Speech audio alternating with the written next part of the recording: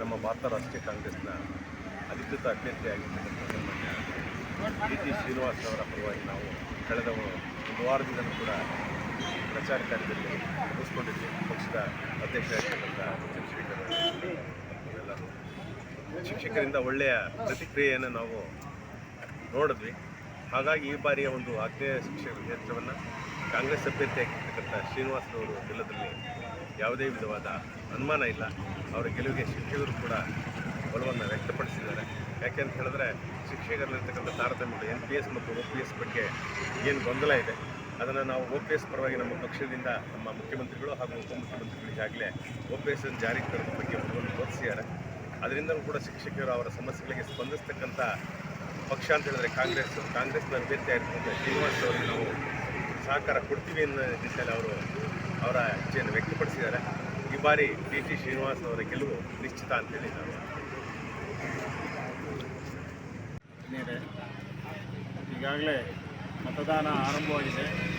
ಆಗ್ನೇಯ ಶಿಕ್ಷಕರ ಕ್ಷೇತ್ರದ ಅಭ್ಯರ್ಥಿಯಾಗಿ ನಮ್ಮ ಡಿ.ಟಿ. ಶ್ರೀನಿವಾಸ್ ಅವರು ಸ್ಪರ್ಧೆ ಮಾಡಿದ್ದಾರೆ. ಕಳೆದ ಬಾರಿ ಕೂಡ ಪಕ್ಷೇತರ ಅಭ್ಯರ್ಥಿಯಾಗಿ ಸ್ಪರ್ಧೆ ಮಾಡಿದರು. ಹತ್ತತ್ರ ಭಾಳಷ್ಟು ನಿಯರ್ ಬಂದು ಸೋಲನ್ನು ಕಂಡಿದ್ದರು. ಶಿಕ್ಷಕರು ಮತ್ತು ಪದವೀಧರರು ಸಾಕಷ್ಟು ಮತಗಳನ್ನು ನೀಡಿದರು. ಅದೇ ರೀತಿ ಈ ಬಾರಿ ನಮ್ಮ ಕಾಂಗ್ರೆಸ್ ಪಕ್ಷದ ಅಭ್ಯರ್ಥಿಯಾಗಿ ಅವರು ಸ್ಪರ್ಧೆ ಮಾಡಿದ್ದಾರೆ. ಈಗಾಗಲೇ ಸಾರ್ ಹೇಳ್ದಂಗೆ ಇವತ್ತು ಇಡೀ ತಾಲೂಕಿನಲ್ಲಿ ಏನು 439 ಓಟಿದೆ ನಮ್ಮ ಚಿಕ್ಕನಾಯಕನಹಳ್ಳಿ ತಾಲೂಕಲ್ಲಿ ಎಲ್ಲ ಶಿಕ್ಷಕ ಬಂಧುಗಳು ಕೂಡ ಈ ರೀತಿ ಬದಲಾವಣೆಯನ್ನು ಬಯಸಿದ್ದಾರೆ.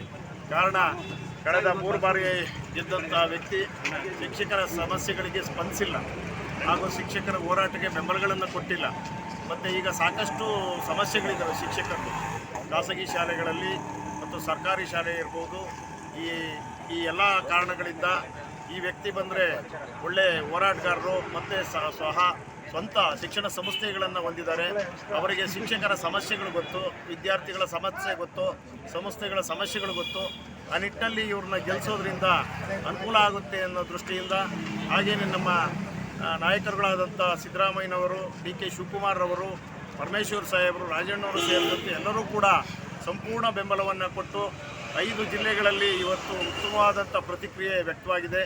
ಅದೇ ನಿಟ್ಟಿನಲ್ಲಿ ನಮ್ಮ ಚಿಕ್ಕನಾಯಕನಹಳ್ಳಿ ತಾಲೂಕಿನಲ್ಲಿ ನಾವು ಕಿರಣ್ ಕುಮಾರ್ ಸಾಹೇಬರ ನೇತೃತ್ವದಲ್ಲಿ ಈಗಾಗಲೇ ಪ್ರತಿ ಶಾಲಾ ಕಾಲೇಜುಗಳಿಗೆ ಭೇಟಿ ನೀಡಿದ್ದೇವೆ. ಅಲ್ಲೆಲ್ಲ ಕಡೆಯೂ ಕೂಡ ಒಳ್ಳೆಯ ಒಪಿನಿಯನ್ ಬಂದಿದೆ. ಅದೇ ರೀತಿ ನಮ್ಮ ಮಾಜಿ ಶಾಸಕರ ಲಕ್ಕಪ್ಪನವರು ಮತ್ತು ಉಳಿಯಾರ್ ಬ್ಲಾಕ್ನ ಅಧ್ಯಕ್ಷರ ಚಿಕ್ಕಣ್ಣವರು, ಕೃಷ್ಣೇಗೌಡರು, ರವಿಕುಮಾರ್ ಸೇರಿದಂತೆ ಎಲ್ಲ ನಮ್ಮ ಕಾಂಗ್ರೆಸ್ ಕಾರ್ಯಕರ್ತರು, ವಿವಿಧ ಘಟಕಗಳ ಅಧ್ಯಕ್ಷರುಗಳು, ಕಾರ್ಯದರ್ಶಿಗಳು ಕೂಡ ಸಂಪೂರ್ಣ ಹೋರಾಟವನ್ನು ಮಾಡ್ತಾ ಇದ್ದಾರೆ. ಅದರಿಂದ ಈ ಸರಿ ಗೆಲುವು ನಮ್ಮದೇ ಅಂತ ನಾನು ಹೇಳಲಿಕ್ಕೆ ಬಯಸ್ತೇನೆ.